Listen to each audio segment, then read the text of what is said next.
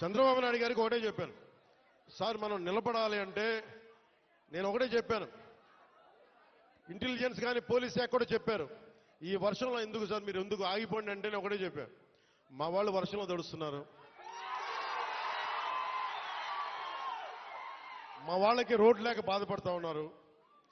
నేను తడుస్తా, జ్వరం వచ్చినా ఎలాంటి అవాంతరాలు వచ్చినా మా వాళ్ళ పడ్డ కష్టం కంటే కూడా నేను పడే కష్టం పెద్దది కాదు. అందుకని నేను ఎందుకు ఈ మాట చెప్తున్నానంటే, మీకోసం పనిచేసే వ్యక్తుల సమూహాన్ని మీరు ఎన్నుకున్నారు. మీకోసం పనిచేసే వ్యక్తుల సమూహాన్ని మీరు ఎన్నుకున్నారు. మేమందరం ఇక్కడ ఉన్నాం. మంత్రి గారిని చూస్తూ ఉన్నారు, ఎమ్మెల్యే గారిని చూస్తూ ఉన్నారు, ఇక్కడున్న నాయకులందరినీ చూస్తూ ఉన్నారు.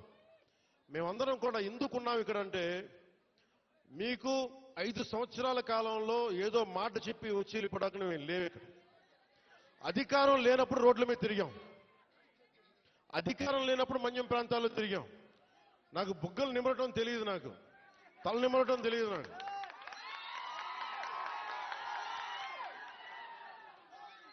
నేను మీ కన్నీళ్లు తుడిచి పారిపోయే వ్యక్తిని కాదు. నేను దూరంగా ఉన్నా, నా రూమ్లో కూర్చొని ఉన్నా, మీకోసం నిరంతరం పరితపించే వ్యక్తిని. ఒక మాట ఇచ్చాను,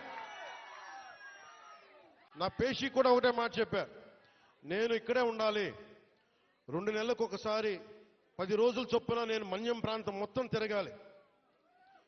నేను ఒక్కొక్క యువకుడికి మాటిస్తున్నాను, ఒక్కొక్క యువతికి మాటిస్తున్నాను, ఒక్కొక్క గిరిజన తల్లులకి మాటిస్తున్నాను, ఒక్కొక్క గిరిజన పెద్దలకి మాటిస్తున్నాను. నేను మీకోసం ఒళ్ళు వంచి పనిచేస్తాను మీకోసం.